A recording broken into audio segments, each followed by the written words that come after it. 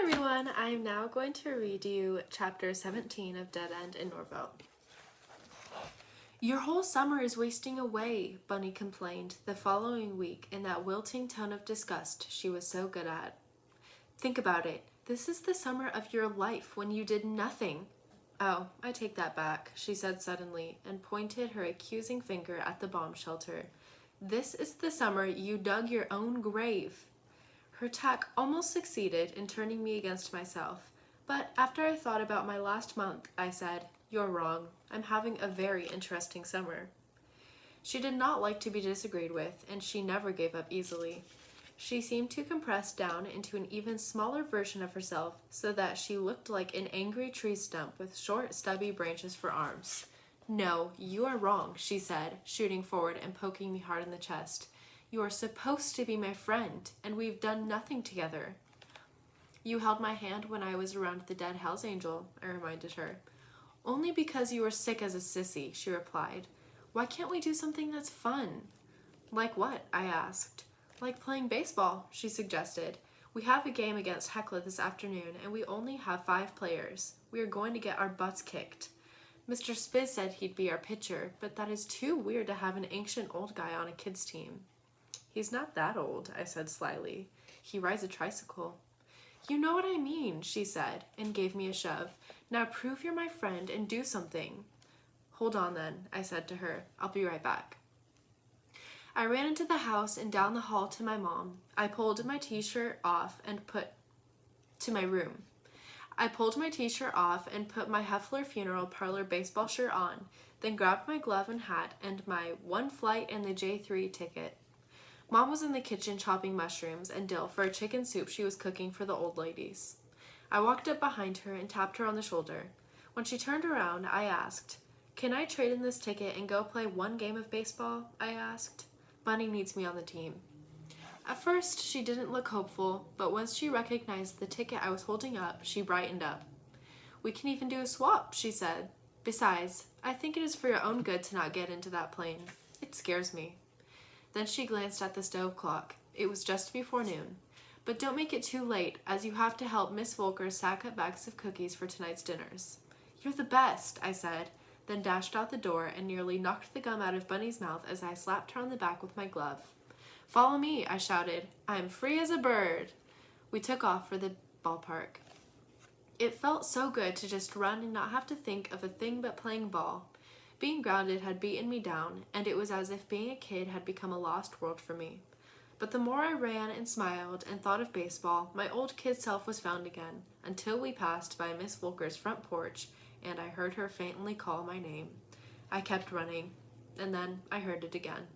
"Jackie!" This time she split the air with her demanding voice. Bunny shot me a look. "Play like you didn't hear it," she chuffed.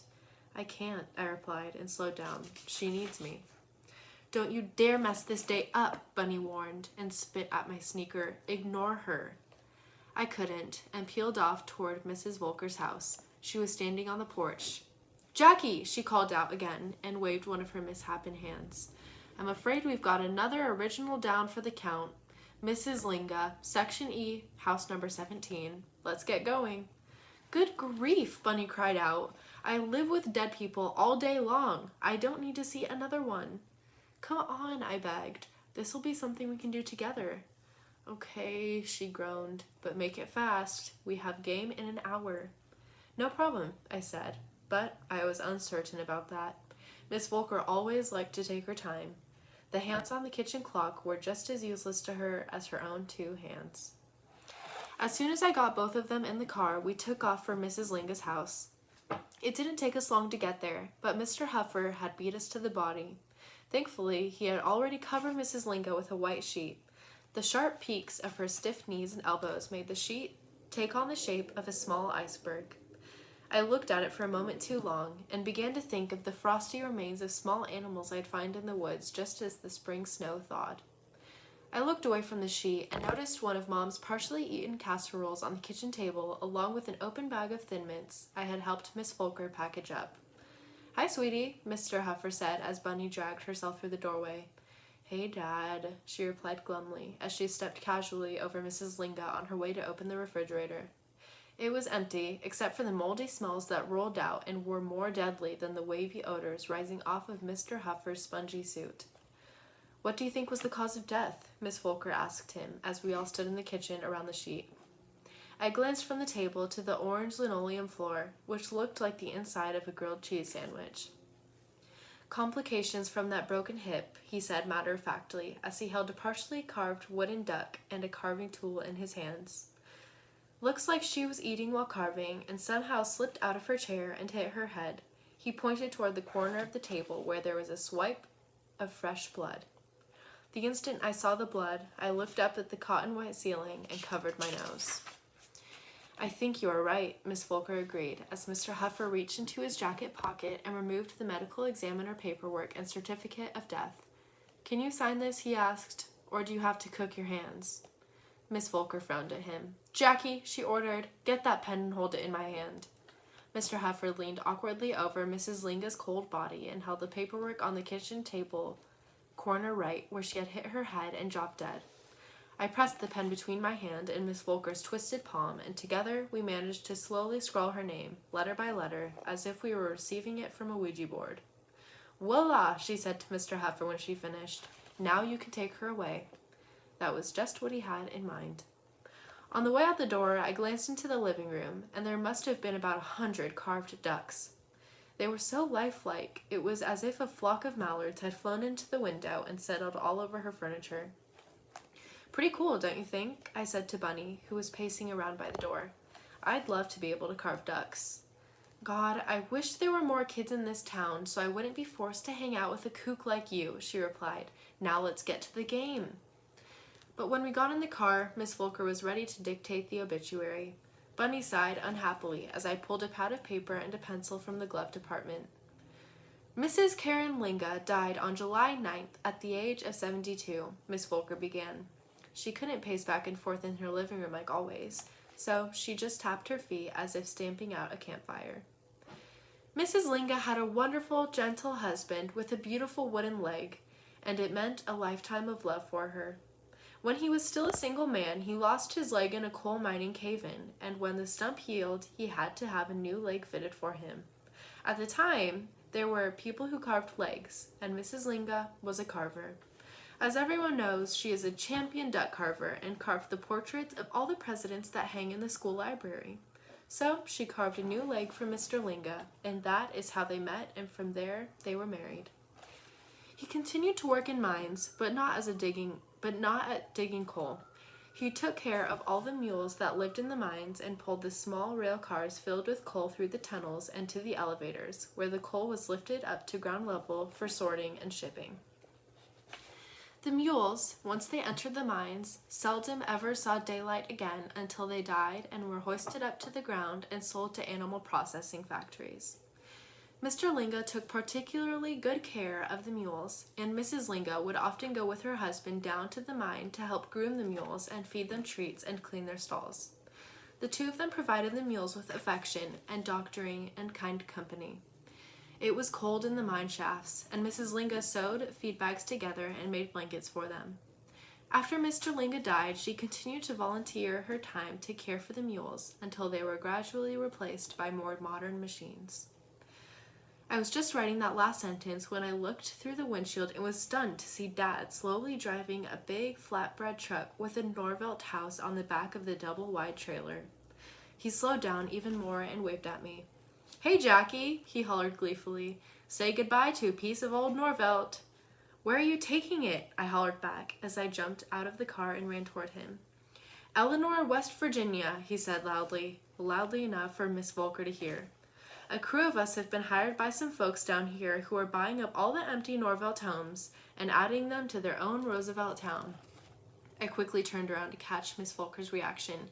You, she stuttered as she tried desperately to open the door handle, but her fingers were so rested together she gave up trying and leaned out the open window. "You should be ashamed of yourself. These are Norvelt homes," she shouted. "Mrs. Roosevelt said our homes should stay right here in town and never, ever be destroyed." "I'm not destroying anything," Dad shouted back. "I'm just moving the dead parts of this town to a new location that's still alive. Besides, take a look at the back of the house. It's burned. The Hells Angels must have got to it, only this one was put out by a neighbor before it was gutted.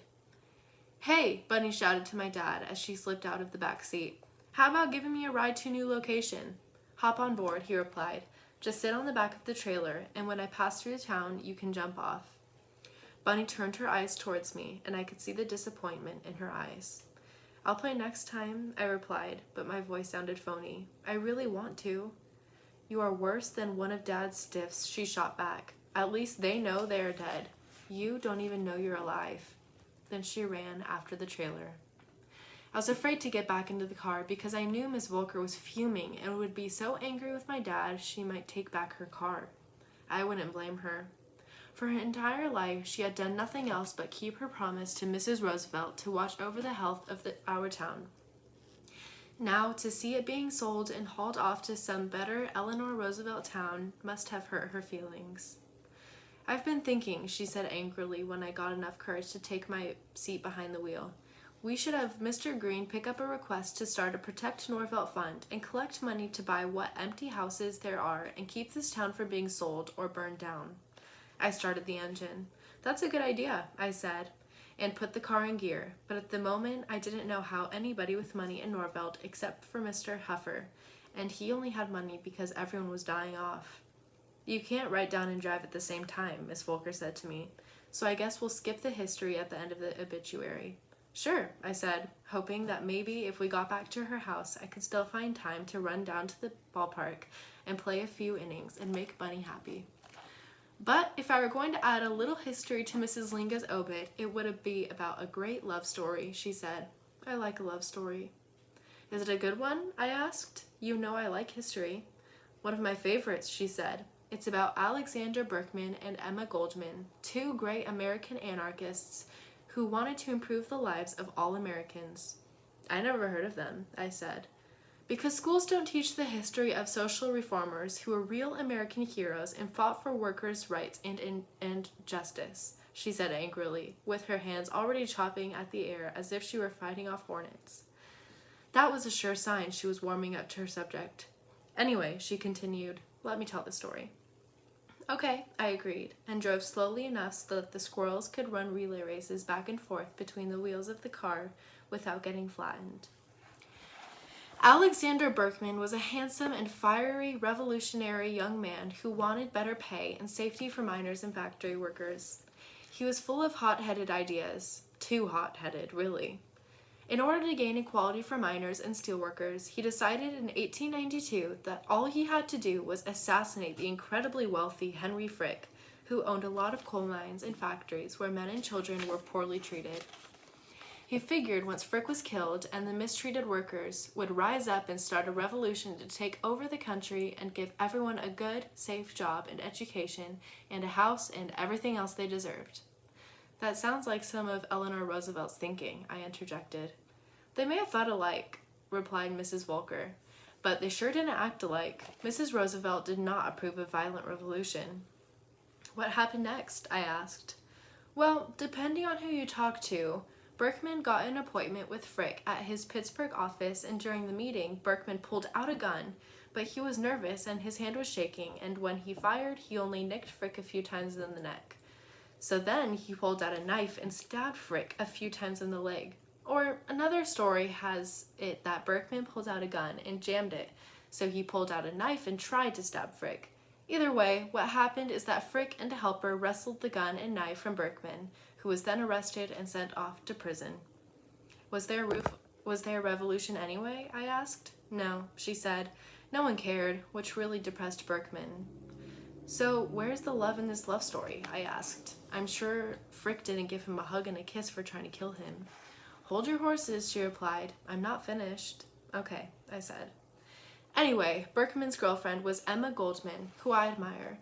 She was a really famous social reformer who did all kinds of good things for women, and she decided to help him escape from prison.